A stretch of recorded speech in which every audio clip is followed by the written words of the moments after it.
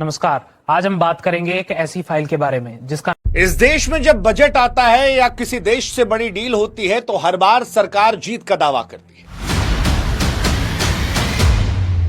विपक्ष जो है वो हर बार सवाल उठाता है। किसी के समर्थक ताली बजाते हैं तो किसी के गाली देते हैं, लेकिन ताली और गाली से हटके आम आदमी के लिए पूछना जरूरी होता है कि भैया असली खबर क्या है, क्या खोया क्या पाया।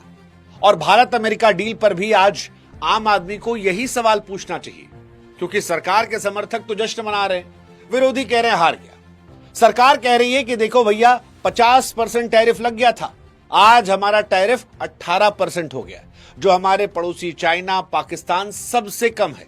तो वहीं विपक्ष कह रहा है कि भैया 18% टैरिफ के चक्कर में आपने क्या क्या सौदा कर दिया। आपने रूस से पुरानी दोस्ती जो थी उसे बर्बाद कर दिया, आप कृषि क्षेत्र में समझौता कर गए। लेकिन आम आदमी ये पूछ रहा है कि भाई साहब ट्रेड डील पर इतना विवाद मचा क्यों है? क्योंकि डोनाल्ड ट्रंप ने तो मोदी जी की तारीफ भी की, उस डील का भी जिक्र किया। हालांकि ट्रंप की बात पर भरोसा कितना करें यह अपने आप में एक सवाल है, लेकिन सवाल उससे बड़ा यह है कि क्या भारत ने कृषि, डेयरी, डेटा और उत्पादन जैसे संवेदनशील क्षेत्रों में कोई गुपचुप छूट दे दी है? कागज पर यह अमेरिका फर्स्ट और मेक इन इंडिया का टकराव लगता है, लेकिन जमीन पर यह किसान, छोटे उद्योग, आम आदमी की जेब का सीधा मामला है। और इसीलिए सवाल बड़ा महत्वपूर्ण है कि 50% की जगह 18% टैरिफ के साथ साथ क्या यह डील दो बराबर के साझेदारों के बीच की है, या एक की जरूरत ज्यादा थी और दूसरे की मजबूरी? और इसीलिए आज वो सवाल जो आपको जानने चाहिए, उन सवालों के जवाब हम आपको देंगे। थोड़ा सब्र रखिएगा, 10-15-20 मिनट में सारे जवाब मिल जाएंगे। अब सबसे बड़ा दावा अमेरिका ने किया है कि भारत रूस से तेल नहीं खरीदेगा। सच क्या है? और अगर रूस से तेल हम नहीं खरीद रहे तो उसके बदले हमें क्या मिल रहा है? देखिए, किसी भी बड़े फैसले में सबसे अहम सवाल होता है विकल्प का। अगर एक दरवाजा बंद हो रहा है तो कौन सा खुल रहा है? डोनाल्ड ट्रंप ये दावा कर रहे हैं कि भारत अब रूस की जगह अमेरिका वेनेजुएला से ज्यादा तेल खरीदेगा। यहां विरोध दिखता है, क्योंकि वेनेजुएला वो देश है जिसके तेल पर अमेरिका सालों तक पाबंदी लगाता रहा। अब वही तेल भारत के लिए विकल्प के तौर पर पेश किया जा रहा है। इसका मतलब यह है कि यह डील केवल भारत की जरूरत नहीं थी, बल्कि अमेरिका की भी जरूरत थी, उसकी रणनीति का हिस्सा थी। रूस से दूर जाना भारत को कितना नुकसान पहुंचाएगा यह भविष्य बताएगा, क्योंकि रूस भारत का एक ऐतिहासिक पार्टनर रहा है। हमें जब सबसे ज्यादा जरूरत रही है, रूस हमेशा हमारे साथ खड़ा रहा है। हालांकि भारत ने रूस से तेल खरीदा, भारत को काफी फायदा हुआ, लेकिन बीते कुछ दिनों में एक सच ये भी है कि वो फायदा धीरे धीरे कम हो रहा था। इसलिए यह भी साफ है कि इस बार जो बदलाव है उसमें भारत अकेला फायदे में नहीं है, अमेरिका का भी फायदा है, भारत का भी है। अब अमेरिका का फायदा क्या है जो भारत को नुकसान पहुंचा सकता है? वो ये है कि रूस का तेल भारत को न केवल सस्ता मिल रहा था, बल्कि वो पेमेंट के मामले में भी लचीला था। लेकिन जब हम अमेरिका से तेल मंगाते हैं तो 7 समंदर पार से लाने का भारी खर्च और पूरी तरह से डॉलर पर निर्भरता। अब ये सिर्फ तेल का बदलाव नहीं है, यहां पर भारत की अपनी मर्जी से फैसला लेने की ताकत की भी परीक्षा है, क्योंकि डोनाल्ड ट्रंप ने दोस्ती की आड़ में यह कहा कि हमारे दोस्त हो तो सिर्फ हमारी बात मानोगे, रूस से दूर चले जाओ। और अब वो ये दावा कर रहे हैं कि भारत ने उनकी ये बात मान ली है। अमेरिका का फायदा यह है कि अमेरिका को अपने तेल के लिए भारत जैसा एक बड़ा देश मिल रहा है। लेकिन सवाल जो उठाए जा रहे हैं वो ये है कि क्या भारत अपनी मर्जी से फैसला ले रहा है? क्या ये जो डील हुई है ये बराबरी का सौदा है, या हमने मजबूरी दिखा दी है?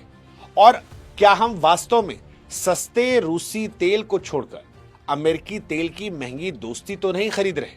और क्या इसे दोस्ती का नाम दिया जाएगा अगर यह सौदा इस तरह से हुआ है जहां पर ब्लैकमेलिंग आधार था कि 25% और टैरिफ लगाएंगे? अब दूसरा सवाल टैरिफ को लेकर, क्या टैरिफ जो कम किया गया है वो भारत को फायदा पहुंचाएगा, या इसके अंदर भी कोई झोल है? देखिए, अमेरिका भारत डील पर सबसे ज्यादा भ्रम टैरिफ को लेकर फैलाया गया है। असली कहानी यह है कि डोनाल्ड ट्रंप ने नई पॉलिसी के तहत भारत पर 50% का टैरिफ लगाने की बात कही थी, जिसमें 25% इसलिए था कि आप रूस से तेल खरीद रहे हैं। अब अमेरिका दावा कर रहा है कि आप रूस से तेल खरीद दे रहे हैं और हम और आप फिर से दोस्त बन गए हैं, तो हम इसे घटाकर 18% कर देते हैं। यह 18% पहली नजर में अच्छा लग रहा है, हालांकि पहले यह शायद 3, 4, 5% था, लेकिन अब 18% है। लेकिन 3, 4, 5% से 18% आज अच्छा इसलिए है क्योंकि आप कंपैरिजन करते हैं। अमेरिका ने दुनिया भर के तमाम देशों के लिए टैरिफ बढ़ाए हैं, जिसमें अब केवल 4 देश ऐसे हैं जिनको फायदा भारत से ज्यादा हो रहा है। हिंदुस्तान के जितने भी पड़ोसी हैं, चाहे वो पाकिस्तान हो, चाइना हो या आसपास के जो देश हो, बांग्लादेश, उनमें सबसे कम टैरिफ जो अमेरिका ने लगाया है वो भारत पर लगाया है। जानकार ये भी कह रहे हैं कि शायद भविष्य में यह और कम होगा और 15% के आसपास आ जाएगा। तो अभी जो 18% है उसको अगर हम समझें तो 32% की कमी आई है। इसका मतलब यह है कि भारत पर जो बोझ पड़ता वो 64% कम हो गया है। यह बहुत बड़ी राहत वाली बात है। लेकिन इस राहत के पीछे भी एक आफत है, छिपी हुई कीमत। वो क्या है? 500 अरब डॉलर का सामान अमेरिका से खरीदने और तेल का पैसा चुकाने के लिए भारत को बड़ी मात्रा में डॉलर की जरूरत हो। अब जब बाजार में डॉलर की मांग बढ़ेगी तो रुपया आपका कमजोर हो जाता है। अगर रुपया और गिरता है तो आम आदमी जो विदेश जाता है उसके लिए विदेश घूमना, विदेश में सामान खरीदना, वहां रहना, खाना पीना, पढ़ना लिखना, यह सब महंगा हो जाता है। इनफैक्ट जो बाहर से सामान आती है, चीजें यहां देश में, वो भी महंगी हो जाती है। यानी एक तरफ तो टैक्स की राहत है, लेकिन कहीं ना कहीं रुपया अगर गिरेगा तो घाटे में ये नुकसान होगा। हालांकि आज जब सुबह हुई तो रुपया मजबूती से उठ खड़ा हुआ, सेंसेक्स में उछाल देखने को मिला। लेकिन हम बात कर रहे हैं भविष्य को लेकर। हालांकि इस टैरिफ के कम होने से फायदे भी बहुत सारे हैं। जैसे 50% से 18% जो कम हुआ, उसमें एक हमने आपको बता ही दिया कि 64% का बोझ कम हो गया। सबसे बड़ा फायदा जो है वो आईटी वीजा पर राहत का भरोसा है। हमारे लड़के जो वहां जाकर काम करते थे उनको इससे नुकसान नहीं होगा। प्लस भारत ने यूरोपियन यूनियन के साथ बैकअप ऑलरेडी तैयार कर लिया। वो जो डील थी जिसे हमने मदर ऑफ ऑल डील कहा था, जिसका एक वीडियो हमने अलग से बनाकर रखा था, यूट्यूब पर है, आप चाहें तो देख सकते हैं। उससे एक बैकअप भी तैयार है जो अमेरिका की ब्लैकमेलिंग से बचने का तरीका, और जिस वजह से ही शायद अमेरिका ने ये डील इतनी जल्दी करवा दी और बाद में कहा भी कि देखिए ईयू ने इतना समय लगाया, हमने तो इतनी जल्दी डील करवा दी। लेकिन सोचने वाली बात यह है कि टैक्स की राहत से ज्यादा रुपया गिरने का घाटा हो गया तो फिर आखिर में जीत किसी कहलाएगी। हालांकि अमेरिका भारत की डील का सबसे बड़ा फायदा जो है वो आईटी सेक्टर की जीत के तौर पर देखा जा रहा है। टैक्स तो सामान पर लगता है, लेकिन भारत की असली ताकत आईटी कंपनियां, कंप्यूटर सेवाएं हैं। भारत का 280 अरब डॉलर का आईटी उद्योग इस समय वीजा की कड़ाई और दुनिया भर में व्यापार की अनिश्चितताओं से जूझ रहा है। इस डील की एक और बड़ी छिपी हुई जीत यह हो सकती है कि डोनाल्ड ट्रंप ने भारतीय आईटी प्रोफेशनल के लिए वीजा H1B इन नियमों में कड़ाई ना करने का भरोसा दिया हो। अगर हमारी सर्विस इंडस्ट्री सुरक्षित रहती है तो भारत के करोड़ों युवाओं की नौकरियों के लिए वो रक्षा कवच साबित हो जाएगा। लेकिन इसके साथ एक बड़ा सवाल डेटा की सुरक्षा का भी है। अमेरिका अक्सर चाहता है कि भारतीयों का डेटा अमेरिकी कंपनियों के पास बिना रोक टोक जा सके। अब सवाल यह कि हमने अपने बाजार खोलने के लिए डिजिटल डेटा की सुरक्षा को दांव पर तो नहीं लगाया। देखिए आज के दौर में यह बड़ा सवाल है, क्या यह संभव है कि हमने अपने युवाओं की नौकरी बचाने के लिए आने वाले कल की जानकारी गिरवी रखी हो? सोचने वाली बात है। लेकिन भारत अमेरिका डील से सबसे बड़ा सवाल जो उठेगा वो उठेगा मेक इन इंडिया की स्पीड को लेकर। मेक इन इंडिया का विचार इस बात पर पूरी तरह टिका हुआ था कि भारत अब विदेश पर निर्भरता कम करेगा। भारत विदेश से सामान मंगाने वाले देश की जगह सामान बनाने वाला देश बन जाएगा। और इसके लिए सरकार ने बहुत सारी योजनाएं चलाई। विदेशी सामानों पर जबरदस्त तरीके से टैक्स लगाए, कोशिश की कि देसी कंपनियां जो हैं वो और ग्रो करें। लेकिन अब सवाल यह है कि अगर अमेरिकी लैपटॉप, गैजेट, हाईटेक मशीनें बिना किसी टैक्स के भारत में आएंगी तो उन भारतीय कंपनियों का क्या होगा जो अभी अभी खड़ी हुई थी? और मेक इन इंडिया के सपने का क्या होगा? हमारे स्टार्टअप और छोटे उद्योगों के पास ना तो अमेरिका जैसी बड़ी पूंजी है और ना ही बरसों पुरानी तकनीक। जब नामी अमेरिकी सामान और भारतीय सामान एक कीमत पर आ जाएंगे तो ऑब्वियस सी बात है कि हमारा झुकाव जो है वो विदेशी ब्रांड की तरफ जाएगा। उदाहरण के तौर पर मोबाइल फोन। हम जो मोबाइल फोन खरीदते हैं ये क्वालिटी अगर भारत में बनेगी तो उसका दाम महंगा होगा। तो अगर इस क्वालिटी में एक फोन मिल रहा है और उसी में आईफोन मिल रहा है तो ऑब्वियस सी बात है आदमी आईफोन खरीदेगा। आज एक और छोटा उदाहरण, मैंने महिंद्रा की गाड़ी खरीदी, मैंने अमेरिका में टेस्ला की गाड़ी नहीं खरीदी क्योंकि टेस्ला की गाड़ी पर इंडिया में टैक्स बहुत ज्यादा था।